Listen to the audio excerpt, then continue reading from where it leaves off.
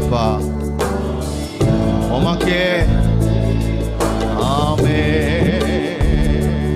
அன்பரே சுராஜனும்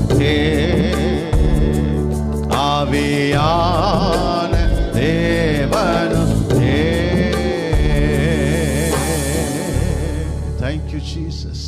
நன்றி அப்பா, ஸ்தோத்திரம் ஸ்தோத்திரம். இயேசுவின் நாமத்தினால பிதாவே, ஆமென் ஆமென்.